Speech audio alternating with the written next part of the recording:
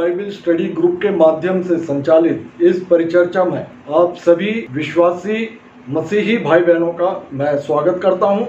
मैं जबलपुर से जॉनसन। आज की इस परिचर्चा में भाग ले रहे हैं कटनी मध्य प्रदेश से पास्टर जय मोसेस, जबलपुर से इवेंजलिस्ट ब्रदर राकेश राव और इवेंजलिस्ट ब्रदर अनूप इंगले। आज की परिचर्चा का विषय है मसीही जवान। तो आइए प्रभु को समर्पित करते हुए आज की इस परिचर्चा को प्रारंभ करते हैं।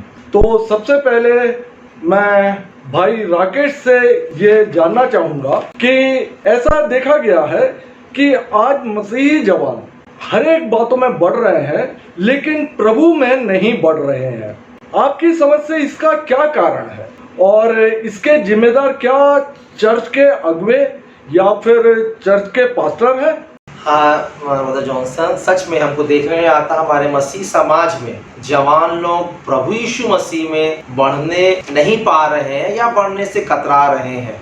इसके बहुत से कारण हैं हमारे आसपास यदि समाज में हम देखें, लेकिन सबसे महत्वपूर्ण कारण जैसा कि आपने भी कहा और एक प्रश्न चिन्ह लगाया उसके बाद आपने कि क्या इसके लिए अगुवे जिम्मेदार हैं। मैं आपको बाइबल से कुछ बताना चाहता हूं कि हमारा बाइबल परमेश्वर का वचन इसके बारे में क्या कहता है। पौलुस प्रेरित जब अपनी पत्री को लिख रहा है, पौलुस प्रेरित जब कलीसिया का निर्माण कर रहा है और पौलुस प्रेरित जब विश्वासियों को तैयार कर रहा है, लीडर्स को तैयार कर रहा है, तो वो बता रहा है कि लीडर्स को कैसे होना चाहिए, कैसे वो परमेश्वर के राज्य की स्थापना कर सकते हैं और क्यों लोग उनको फॉलो करेंगे और क्यों लोग फॉलो नहीं कर रहे हैं। ये भी पौलुस प्रेरित ने बताने का प्रयास किया है। फिलिपियों की पत्री इस बात को बहुत अच्छे से बताती है कि फिलिपियों और उसके यदि हम दूसरे अध्याय को और उसकी 15वीं और 16वीं आयत को हम देखें तो जवान क्यों प्रभु यीशु मसीह में नहीं बढ़ रहे हैं, यहाँ पौलुस इस बात को बताने का प्रयास कर रहा है और सिखा रहा है अपनी बनाई गई कलीसिया के लीडर्स को। वो ये बोल रहा है कि तुमको निर्दोष होना है और भोले होना है। मतलब आज जो जवान है, जब वो पास्टर्स को, जब वो बिशप्स को, डीकन्स को, लीडर्स को, ले मेंबर्स को जब वो देख रहे हैं तो क्या उनमें वो पवित्रता जो प्रभु यीशु मसीह में होना चाहिए, क्या उसकी छवि वो पा रहे हैं उनमें? ब्रदर, जब वो नहीं पाते ऐसा, तब वो उस चीज से दूर होना शुरू कर देते हैं।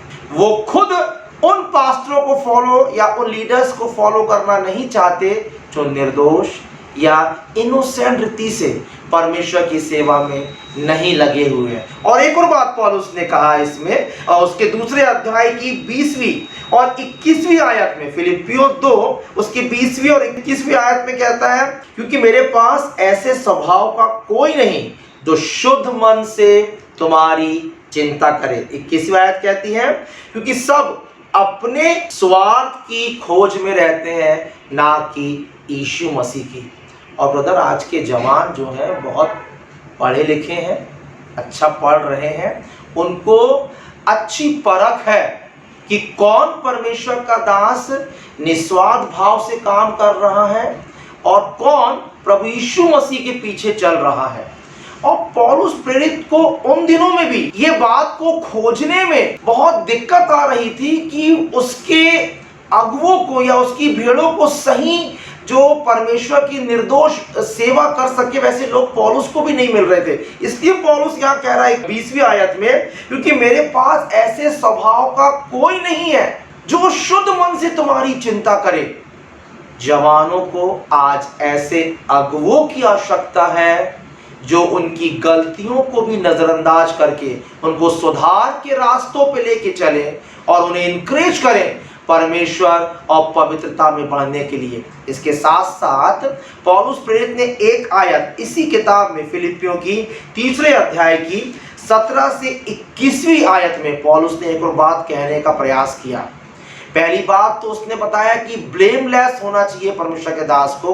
दूसरी बात बताया उसने कि सेल्फिश नहीं होना चाहिए, जो शुद्ध मन से परमेश्वर की सेवा कर सके वैसा। और तीसरी बात पौलुस प्रेरित बताने का प्रयास कर रहा है कि उसको परमेश्वर की सेवा के लिए कैसे मिनिस्टरों की आवश्यकता है, जो परमेश्वर की सेवा करे। 17 से 18वीं आयत कहती है, क्योंकि बहुत से ऐसी चाल चलते हैं जिनकी चर्चा मैंने तुमसे बार बार की है, और अब भी रो रो कर कहता हूं कि वे अपनी चाल चलन से मसीह के क्रूस के बैरी हैं। दिखता है जवानों को कि वो किसका अनुसरण करे। जवानों के पास आज सही अगुवे ना होने के कारण वो सही निर्णय नहीं ले पाते। बहुत से ऐसे उदाहरण हैं जिसकी समय नहीं है कि हम उसकी चर्चा करें, कि अगुवे ना होने के कारण जवान लोग बैकस्लाइड हो गए, अगुवे ना होने के कारण, सही शिक्षा ना होने के कारण, इंकरेजमेंट ना मिलने के कारण बहुत से योग्य जवान परमेश्वर से पीछे हो गए। धन्यवाद, आपने बहुत सार्थक रूप से इस प्रश्न का जवाब दिया। और वैसे भी देखा जा रहा है कि बाइबल के पुराने नियम में आप देखेंगे कि याजक मुख्यतः दोषी ठहराए गए थे। याजकों का जो मुख्य काम था वे ज्ञान को सिखलाना रहा है। और हम नए नियम में भी देखते हैं जो सदूकी और फरीसी धर्म ग्रंथ का ज्ञान रखने वाले थे, वही लोग जो है दोषी ठहराए गए थे और मसीह ने इनको दोषी ठहराया था। और बाइबल बतलाती है कि होशे 4 अध्याय और उसके 6वें वचन में भी पाया जाता है कि मेरे ज्ञान के ना होने से मेरी प्रजा नाश हो गई है और तूने मेरे ज्ञान को तुच्छ जाना है, इसीलिए मैं तुझे अपना याजक रहने के अयोग्य ठहराऊंगा, और इसलिए कि तूने अपने परमेश्वर की व्यवस्था को तज दिया है। तो हम देख सकते हैं कि पुराने नियम में होशे नबी की पुस्तक में परमेश्वर ने याजकों को दोषी ठहराया था। और इसके अलावा हम मलाकी की पुस्तक में भी देख सकते हैं, मलाकी 2 अध्याय और उसका 7वें और 8वें वचन में वह पाया जाता है कि याजक को चाहिए कि वह ओंठों से ज्ञान की रक्षा करे और लोग उसके मुंह से व्यवस्था पूछे, क्योंकि वह सेनाओं के यहोवा का दूत है। परंतु तुम लोग धर्म के मार्ग से ही हट गए, तुम बहुतों के लिए व्यवस्था के विषय में ठोकर का कारण हुए, तुमने लेवी की वाचा तोड़ दिया है, सेनाओं के यहोवा का यही वचन है। तो हम आप देख रहे हैं पुराना नियम और नए नियम में भी जो सदूकी और फरीसी भी थे, वे भी धर्म ज्ञान को वे सही रीति से परमेश्वर की प्रजा को नहीं सिखलाया करते थे। अनूप भाई, अगला प्रश्न आपकी ओर। क्या आज मसीही युवाओं को धर्म ज्ञान या फिर बाइबल संबंधी मार्गदर्शन उचित रूप से और पर्याप्त मात्रा में मिल रहा है, जो कि उनकी आत्मिक उन्नति के लिए बेहद आवश्यक है? तो क्या मसीही जवानों को आज पर्याप्त बाइबल ज्ञान मिल रहा है? जॉनसन भाई, बड़े अफसोस के साथ मुझे कहना पड़ रहा है कि नहीं मिल पा रहा है। जो धर्म ज्ञान हमारे जवानों को चाहिए वो नहीं मिल पा रहा है। देखिए, रविवारी आराधना औपचारिक रूप से हमारी कलीसिया में चल रही है, प्रचार हो रहा है प्रभु यीशु मसीह का, लेकिन बावजूद इसके कुछ गहन अध्ययन जो बाइबल हमें बताती है, वो गुप्त बातें, वो अच्छी बातें जिनको हम अध्ययन करने से हासिल कर सकते हैं, वो नहीं मिल पा रही है। जवानों का प्रश्न है, इसलिए मैं बाइबल से कुछ उदाहरण आपके सम्मुख रखना चाहूँगा। सबसे पहला उदाहरण मैं लेना चाहता हूँ एक जवान जो बाइबल के अंदर में बताया गया है, जो पहला शहीद हुआ है, स्तिफनुस के बारे में। प्रेरितों के काम 6 अध्याय के 5 पद में ये बात लिखी जो मैं आपके सामने कहना चाह रहा हूँ कि यह बात सारी मंडली को अच्छी लगी और उन्होंने स्तिफनुस नामक एक पुरुष को जो पवित्र आत्मा से परिपूर्ण था चुन लिया। स्तिफनुस के बारे में दूसरी बात 8वें पद में पाई जाती है कि स्तिफनुस अनुग्रह और सामर्थ से परिपूर्ण होकर लोगों में बड़े अद्भुत काम और चिन्ह दिखाया करता था, और उस आराधना में जो लिबितिनों की कलीसिया कहलाती थी, सिकंदरिया, किलकिया और एशिया के लोगों से कई एक उठकर स्तिफनुस से वाद विवाद करने लगे। मैं आपको थोड़ा सा बताना चाहता हूँ, लिबितिनी कलीसिया क्या है। ये वो लोग थे, यहूदी लोग, जिनको युद्ध के दौरान गिरफ्तार कर लिया गया था और कुछ वर्षों बाद इनको स्वतंत्र कर दिया गया और इनको सिनेगॉग में शामिल कर लिया गया था। लेकिन ये कैद होने के कारण कुछ स्वभाव में बड़े रूढ़ थे, लेकिन ऐसे उनके बीच में जाकर स्तिफनुस भाई ये कार्य कर रहे थे। ये शिक्षा का प्रभाव था, जो शिक्षा मिली। और अगर आप अध्याय 7 पढ़ेंगे तो आप देखिएगा एक भरपूर जो ज्ञान था स्तिफनुस के अंदर भरा हुआ था। शुरू से लेकर अंत तक, मूसा से लेकर सारी बातें अपने उपदेश में। मैं चाहूंगा कि हमारे जितने सुनने वाले हैं ना, वो 7 अध्याय को जरूर पढ़ें, आपको आधी बाइबल उसी में मिल जाएगी। और दूसरा उदाहरण मैं लेना चाहूंगा, ये स्तिफनुस भाई की शिक्षा का प्रभाव था, उनको जो शिक्षा मिली थी, जिसके कारण जो आज हमारे जवानों में कमी पाई जाती, शिक्षा नहीं मिलती। दूसरी बात जो मैं आपको बताना चाहूंगा वो प्रेरितों के काम 18 अध्याय उसके 24 पद से शुरू होती है और 19 अध्याय के 7 पद तक वो जाती है। वहां पे जिक्र है एक भाई अपुल्लोस का। बाद में ये अपुल्लोस किसी चर्च का बिशप बन गया था, वो बात अलग है, लेकिन जब वो जवान था उस समय, तो हम देखते हैं कि वो भली भांति पढ़ाया करता था, लोगों को शिक्षा दिया करता था, मसीह की शिक्षा दिया करता था, वचन में से निकाल निकाल कर बताया करता था कि यीशु ही मसीह है। मैं शॉर्ट में इसलिए बोल रहा, वचन पढ़ने में टाइम लगेगा। लेकिन वहां एक बात लिखी हुई है कि वह सिर्फ यूहन्ना के बपतिस्मे की बात जानता था। Lack of knowledge, this is called lack of knowledge. No doubt हमारी कलीसिया के अंदर में धार्मिक ज्ञान, जिसको हम कहते हैं एजुकेशन, इज मस्ट, वो होना चाहिए। इस व्यक्ति को तो ज्ञान था, इस जवान को ज्ञान था, लेकिन अधूरा। क्यों? कि पवित्र आत्मा का उंडेला जाना उसके सामने नहीं हुआ था, वो सिकंदरिया का रहने वाला था।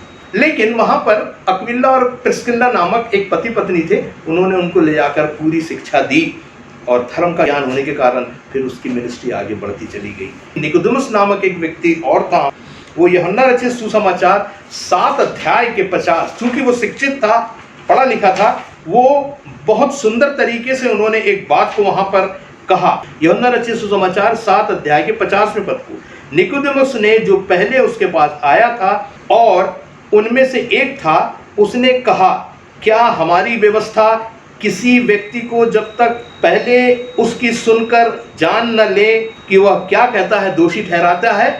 ये यीशु मसीह के बारे में जब लोग उसको पकड़वाना चाहते थे दोषी समझकर, वो फरीसी, वो सदूकी, लेकिन ज्ञान निकोदेमुस के पास था। उसने कहा, व्यवस्था में एक बात लिखी है कि किसी व्यक्ति को बुलाकर पूछा जाए उसका पक्ष क्या है, तब उसके बारे में फैसला किया जाए। ये ज्ञान के होने से। ऐसे ही ज्ञान हमारे कलीसिया में जवानों को कब मिलेगा? भाई पौलुस के बारे में शॉर्ट में बताऊं कि वो गमलियल के पैरों के पास बैठकर उसने व्यवस्था की पूरी शिक्षा प्राप्त की थी। मैं सोचता हूं 12 चेले बनाने के बाद में पौलुस भाई की आवश्यकता क्या पड़ी प्रभु यीशु मसीह को, लेकिन एक ऐसा व्यक्ति चाहिए था जो पूरी व्यवस्था का ज्ञान जानता हो, और वो भाई पौलुस था। इसी तरीके से पौलुस का जो चेला था तीमुथियुस, उसके बारे में लिखा हुआ है कि बचपन से, बहुत गौर से सुनिएगा, मैं इस बात पे बहुत अट्रैक्ट हुआ, बाइबल में लिखा, बचपन से पवित्र शास्त्र तेरा जाना पहचाना है। और इसीलिए जो पवित्र शास्त्र हमें दिया गया वो समझने, सोचने और सारी बातों में हमारी अगुवाई हमें करता है। तो ये जो ज्ञान है ना, ये ज्ञान मिल नहीं रहा एक्चुअली। ये ज्ञान हमारे लोगों को चाहिए है, और इसके लिए हमें कुछ करना होगा। कलीसिया के अंदर में पास्टर, पासवान, अगुवे जो हैं वो अलग अलग क्लासेस लें, और ये ज्ञान की भरपूरी जब हमारे जवानों को मिलेगी, नो डाउट पवित्र आत्मा से परिपूर्ण होकर वो कार्य अवश्य करें, इसमें कोई शक नहीं। धन्यवाद अनूप भाई। लगता है आज पास्टर साहब इस परिचर्चा से बेहद खुश हैं। पास्टर साहब, एक सवाल आपके लिए भी है।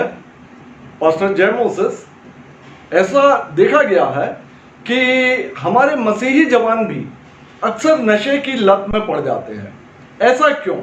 कृपया आप हमारे मसीही जवानों को आप अपनी जवानी के दिनों की गवाही से कृपया मार्गदर्शन करने का कष्ट करें। सबों को यीशु मसीह के नाम में सलाम। बहुत अच्छा लग रहा है मुझे आज की इस विषय के ऊपर बात करना कि जवान लोग नशे की हालत में कैसे पड़ जाते हैं। ये विषय पर जब हम चर्चा कर रहे हैं तो बहुत सारी बातें हमारे दिमाग में आती हैं, और अपने भी वो समय याद आते हैं जब हम जवानी के दिनों में थे, तो बहुत सारी बातें हमारे चारों तरफ घूमती हैं। और बाइबल में एक खूबसूरत बात लिखी है, याकूब की पत्री उसका 1 अध्याय और उसका 14वां वचन, 1 अध्याय का 14th वर्स, प्रत्येक व्यक्ति अपनी अभिलाषा से खिंचकर और फंसकर परीक्षा में पड़ता है, और फिर अभिलाषा गर्भवती होकर पाप को जनती है, पाप बढ़ जाता है तो मृत्यु को उत्पन्न करता है। ये बात बहुत इम्पॉर्टेंट है कि देखिए, हम जब जवानी के दिनों में होते हैं तो बहुत सारी अभिलाषाएं, बहुत इच्छाएं, बहुत ही एक जोश रहता है, और उस जोश में हम कई बार अपना होश खोते हुए और गलत संगति में आ कर के ही शराब के या नशे की आदत में हम पड़ते हैं।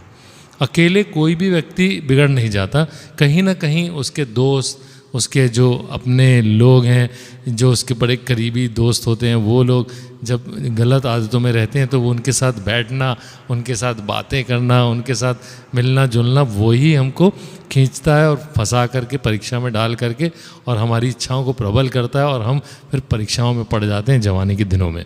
और ये बहुत इम्पॉर्टेंट बात है और बाइबल तो इसके हालांकि सख्त खिलाफ है कि हमें नशे की आदत में जाना ही नहीं है, क्योंकि शराब और जो भी चीज़ें नशे की हैं वो हमारे बुद्धि को भ्रष्ट कर देती है, बुद्धि उसमें ख़राब हो जाती है, बुद्धि भी ख़राब होती है, आदतें भी ख़राब होती हैं, जीवन भी बिगड़ता है, पैसा भी जाता है और तमाम प्रकार की बुराइयां उसके साथ लिप्त होती हैं। सो उसमें तो हमको पढ़ना ही नहीं चाहिए सबसे पहली बात। पर जवान पढ़ कैसे जाता है, इसके लिए मुझे थोड़ा अपने जीवन के ऊपर से थोड़ी बात करनी पड़ेगी कि जब मैं जवानी के दिनों में था, छोटा था, तो मुझे याद है मैं शराब तो पीता नहीं था, मेरे पिताजी भी पादरी थे, तो मुझे बड़ा डर लगता था कि मैं शराब पीऊँगा, पापा को पता चल गया तो मुझे बहुत मार पड़ेगी। तो मैं बिल्कुल डरता था, तो मैं थोड़ा इससे दूर रहता था इन सब बातों से।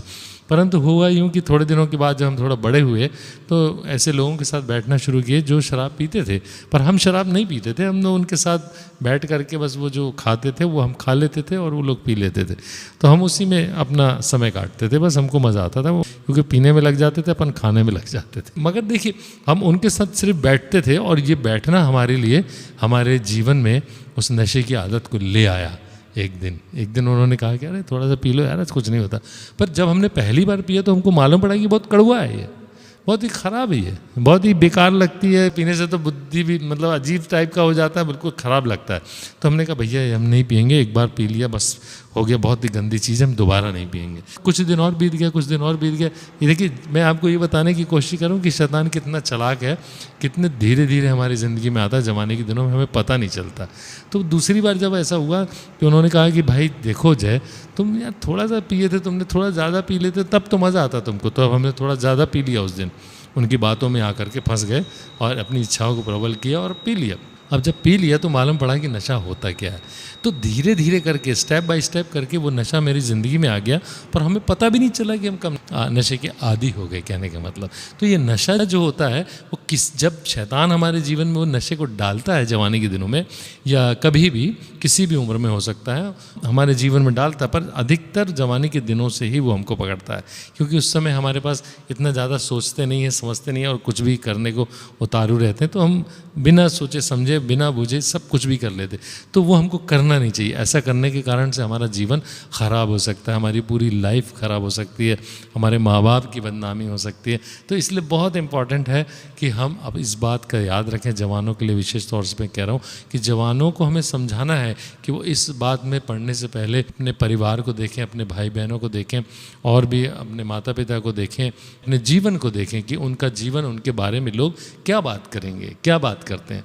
तो आपके लिए कहेगा कि अरे यार वो लड़का वो बहुत ख़राब लड़का है, शराबी लड़का है, तो कितनी नशेड़ी लड़का है, बहुत नशे करता है, ड्रग्स लेता है, तो कैसा आपके जीवन, आपके लिए क्या होगा। परंतु होता नहीं है। जवानी के दिनों में ये सब हमें समझ में नहीं आता है। ये जब हम थोड़ा उम्र से ज़्यादा चले जाते हैं, 40-50 के आसपास पहुँचते हैं, तब हमको मालूम पड़ता है कि हमने अपना जीवन बर्बाद कर लिया है। तो बहुत ज़रूरी है कि हम अपने जीवन में सावधानी बरतें। और बाइबल में लिखा है कि प्रत्येक व्यक्ति अपनी इच्छा से खिंचकर फंसकर पड़ता है, इन सब चक्करों में अपनी इच्छा से खिंचकर और फंसकर परीक्षा में पड़ता है। और ये बहुत खतरनाक चीज़ है, क्योंकि शैतान जो है वो बहुत चतुर है, बहुत चालाक है। इसको हमको समझना है और उसकी चालों को समझना है कि वो कैसे धीरे से आता है। तम्बाकू खाने वालों से पूछोगे ना कि यार तम्बाकू क्यों खाते हो यार, जब शुरू में खाए थे तो क्या हुआ था, तो बोले पहली बार खाए थे बहुत गला जला था, मुंह जला था, सब जला था। मैंने भी खा के एक बार ट्राई मारा, मेरा भी मुंह जला, अच्छा हुआ कि मैं दोबारा नहीं खाया। तो इतना मुंह जला, गला भी जला, बहुत गंदा लगा, अजीब सा लगा और थूक थाक दिया। उसके बाद दोबारा नहीं खाया। परंतु वो बहुत ख़राब लगती है खाने पर, फिर भी क्यों आदत पड़ जाती है, एक नशा क्यों हो जाता है, क्यों? ऐसी ड्रग्स का भी यही हाल है। ड्रग्स जब लोग लेते हैं और उनसे बात करो तो जब पहली बार ड्रग्स लिया तो उनको अच्छा नहीं लगता है, उनको दिमाग भारी हो जाता है, उनको समझ में कुछ नहीं आता है, वो अजीब सा लगता है। गांजा पीने वालों से बात करो वो भी ऐसी बात करेंगे, भांग खाने वालों से बात करो वो भी ऐसी बात करेंगे, बिल्कुल दिमाग सुन्नपन हो जाता है। परंतु क्यों आदत पड़ जाती है? क्योंकि शैतान बहुत चतुर है, बहुत चालाक है, वो धीरे धीरे आपकी ज़िंदगी को तबाह करता है और हमें समझ में नहीं आता है कब कि कब हम नशे के आदी हो जाते हैं। तो बाइबल तो साफ तौर से मना करती है, जो बाइबल कहती है जो मरने पर है उसे मदिरा पिलाओ, नशा कराओ, जो मरने वाला है। और बाइबल ये भी कहती है कि जो नशा करते हैं, जो मदिरा पीते हैं, उनसे उनकी बुद्धि भ्रष्ट हो जाती है। सो हमारे को अपने जीवन में केयरफुल रहना है, इस बात को हमको समझना है कि हमें नशे की आदतों से या बुरी आदतों से, गलत आदतों से हमको दूर रहना है। विशेष तौर से जवानों को मैं कहूँगा, इनकरेज करूँगा कि आप स्वयं भी नशे से दूर रहें और आपके आसपास जो आपके दोस्त हैं उनको भी नशे में मत आने दें, ताकि उनका भी जीवन बच जाए और आपके माँ बाप आपसे कितना खुश रहेंगे, आपके भाई बहन आपसे कितना खुश रहेंगे, समाज आपसे कितना खुश रहेगा। और सबसे इम्पॉर्टेंट बात है कि मेरा यीशु मसीह मुझसे बहुत खुश रहेगा।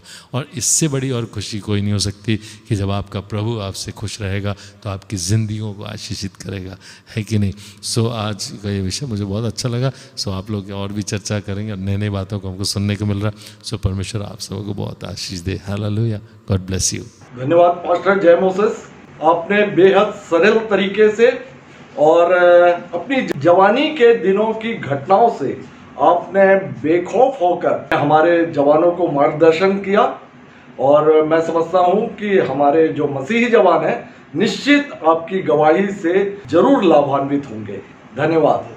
हाँ राकेश भाई, अगला प्रश्न मैं आपसे करना चाहूँगा कि ऐसा भी देखा जा रहा है कि मसीही जवान अच्छी नौकरियों में नहीं देखे जाते, इसके क्या कारण है? हाँ, ये सच में हमारे समाज में मसीही जवान बड़े पदों में, जॉब में तो है, लेकिन बड़े पदों पे मसीही जवान नहीं पहुंच पा रहे हैं। उसके बहुत से कारण हो सकते हैं, लेकिन यदि हम अपने समाज की बात करें, प्रभु की बात करें, तो सबसे बड़ी बात यह है कि उनको वैसा परिवेश पहली रीति से प्राप्त नहीं हो पा रहा है। दूसरा कि पवित्र आत्मा या उसके वरदानों को, उसके गुणों को जब एक जवान जान लेगा, अपनी जवानी में, अपने टीनेजर अवस्था में ही जान लेगा और पवित्र आत्मा से भर जाएगा, जैसे कि बाइबल में लिखा भी है कि मांगो तो तुम्हें दिया जाएगा, ढूंढो तो पाओ, खटखटाओ तो तुम्हारे लिए खोला जाएगा।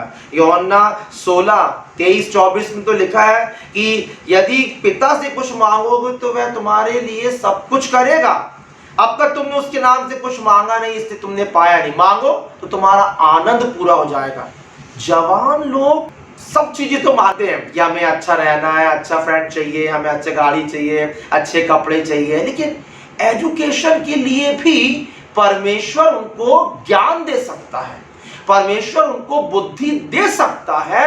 ये बात में या ये मांगने में या ये शिक्षा की कमी होने में जवान यहाँ पे चूक कर जा रहा है और परमेश्वर से ज्ञान या बुद्धि को प्राप्त नहीं कर पा रहा है। याकूब की किताब यदि आप पढ़ें, उसके पहले अध्याय की 5वीं आयत पढ़ें, यदि तुम में से किसी को बुद्धि की घटी है तो परमेश्वर से मांगे, जो बिना उलाहना दिए सबको उदारता से देता है।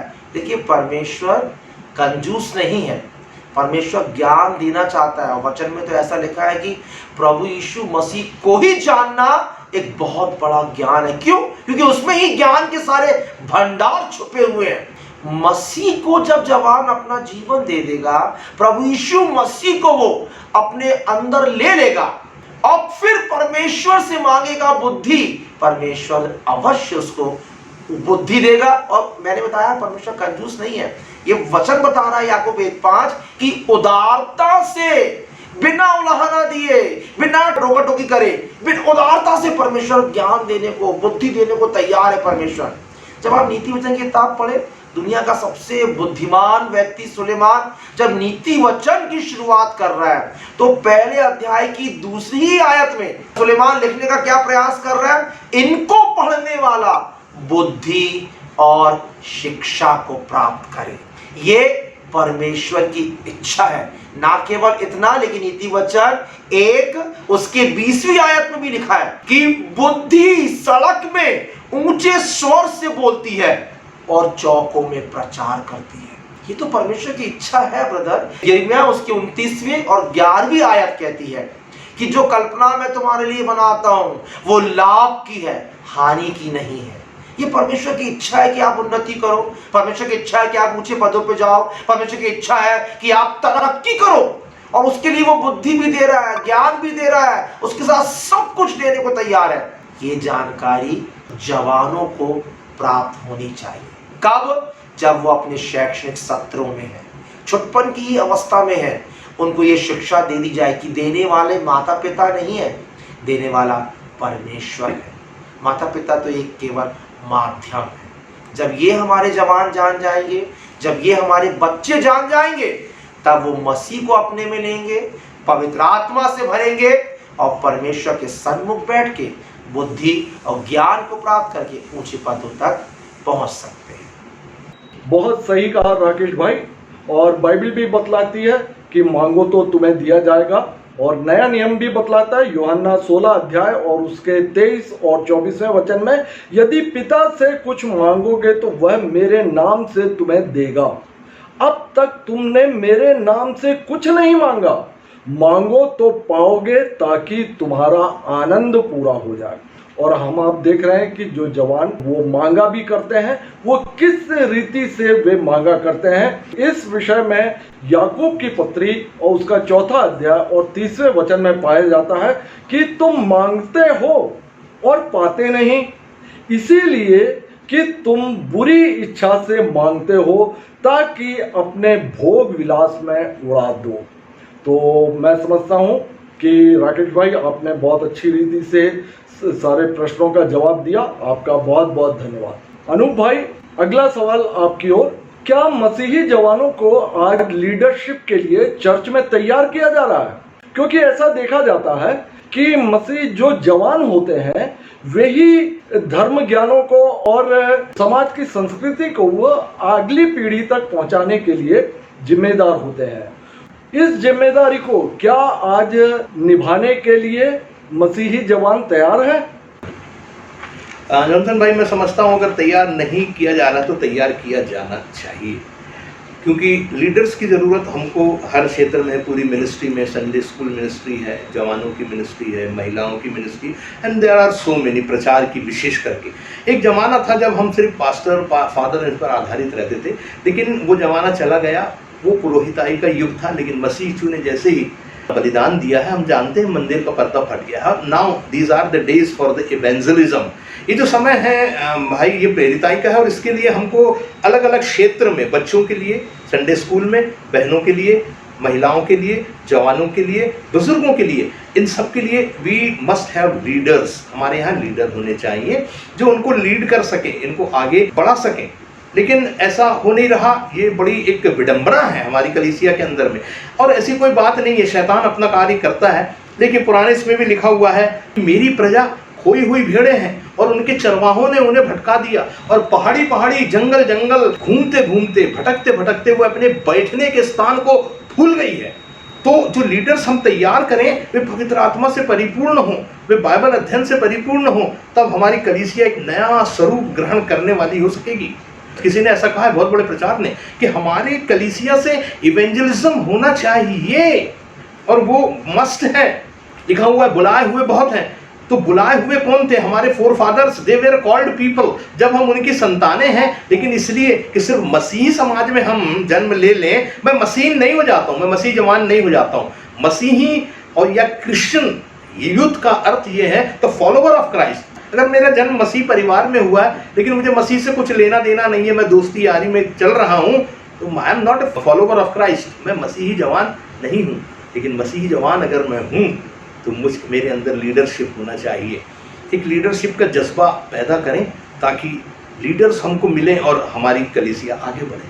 जैसा कि हम देख रहे हैं कि अब संसार आगे बढ़ रहा है, बहुत सारा मॉडर्नाइजेशन है। हमारे कलीसियाओं में जो आराधना होनी चाहिए उनको भी एक नया स्वरूप दिया जाना चाहिए, और आराधनाएं, इनके लिए भी हमें लीडर चाहिए हैं, लीड करने, to lead the worship the worship is a very good part. जहाँ अगर आप पुराने नियम में पढ़ेंगे तो दाऊद ने इनके लिए लोगों को रखा, गवैये, वादक, इन सबको इन चुन चुन के मंडलियाँ बनाई और उनके लिए सारी चीज़ें, सितार, ये सारी चीज़ें उपलब्ध कराई। तो आज हमारे लिए बहुत ज़रूरी है कि चर्च के अंदर में वर्शिप लीडर हो, सुसमाचार प्रचार करने वाले लीडर हों, ताकि हमारी कलीसिया आगे बढ़े। और ये नहीं हो रहा है ना, ये एक बड़े खेद का विषय है, एक विडंबना का विषय है। Then why we are Christian, हमें सोचना है हमारे जवान क्यों हैं। तो हमारे लोग जवान लीडर तैयार होने चाहिए, स्तुति करें, आराधना करें और लोगों को परमेश्वर की उपस्थिति में ले जाएं।